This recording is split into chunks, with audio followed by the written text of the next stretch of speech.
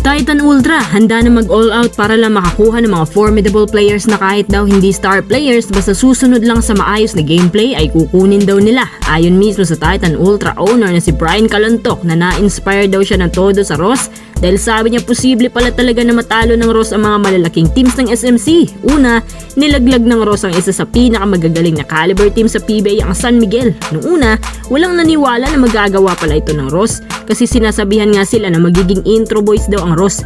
Pero sa semis, nakuha pang talunin ng Ross ang Hinebra at naka first blood. Pero syempre, malayo pa para sabihin na magkakampyon ang Ross. Pero para kay Coach Yeng, isang malaking achievement na makaabot sa semis sa ganito kahirap na paraan na wala kang iniiwasan sa playoff bracket. Kaya naman, hindi lang Converge ang gagaya sa Ross kundi pati din palang Titan Ultra. Dagdag pa ng owner, ang Ross daw ang gold standard ng mga independent teams na gaya nila. Tingnan mo naman, walang star player.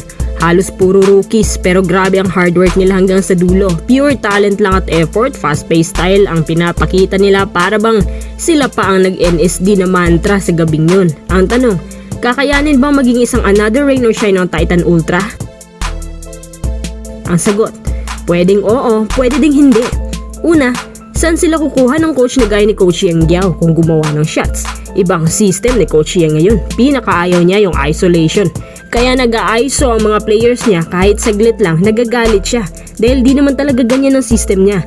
Ang system ni Coach Yeng mabilis ang ball movement, mabilis ang pasahan, mabilis ang pacing.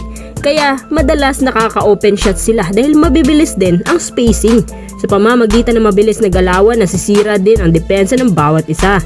Unpredictable ang system na to, lalo na kapag nakakatira kayong lahat ng tres. Ito din ang pinakamagandang gamitin pagdating sa crucial plays. Kapag nakuha mo ang fast transitions plus mas times 3 ang hustle ng bawat isa, parang bonus na lang yan kapag naipasok mo ang 2 or 3. Ano pa kaya kung umandar ang pulso nilang lahat? Hindi naman po problemahin ang endurance nila. Kasi nga, puro rookie silang lahat kaya hindi na naglalaro sina Bo Belga at Stanley Pringle. Kakayanin kayo ng Titan Ultra maging ganito. Kung ang simpleng paghahanap ng ganitong coach hindi nila magawa. Suggest ng mga tao, kumuha sila ng mga coaches na dati daw nakasama ni Coach Yeng para makakuha ng tama at magandang transitions at makopya din ang ginagawa ng Ross Guy siguro ni Coach Kaloy. Ang gusto pa ng owner na magpabata sila ng core at manguha ng formidable lineup na kayang sumabay sa takbuhan na may maayos na shooting. Ang mga inaasahang kukunin ng Titan Ultra ay manggagaling sa draft.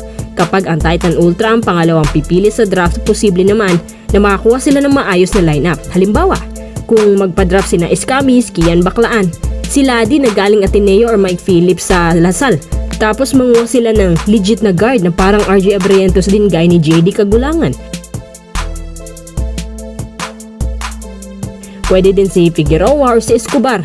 Tapos gumawa ng good trades. Si Monson na masasabi ko na good trade para sa Titan kapag may nag-offer na maging kapalitan ng isang mas bata pero may potensyal. Kahit walang mabigat na pangalan, okay na okay yan.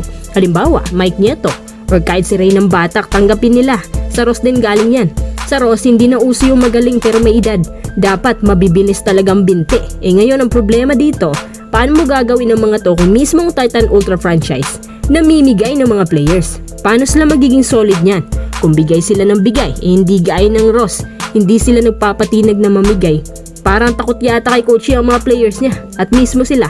Ayaw din nila umalis dahil nga nakita nila kay Coach Yeng na magkakaroon sila ng break. Kung ang Titan Ultra mismo ang may problema, malabo na masunod nila ang prototype ng Ross. Kaya para sa akin, kahit may pera ang owner, kung magiging farm team lang din, walang silbi. Baka magalit daw ang SMC sa kanila. Ewan ko na lang kung magpapauto ka pa sa mga ganito. Pero sana nga, kayanin nila. Kasi kung gugustuhin nila maging isang Ross, baka marami pa silang kakainin bigas. Tapos masisira lang din ang core. Kayo mga kois, ano suggestion nyo sa umano'y Ross standard rebuild ng Titan Ultra?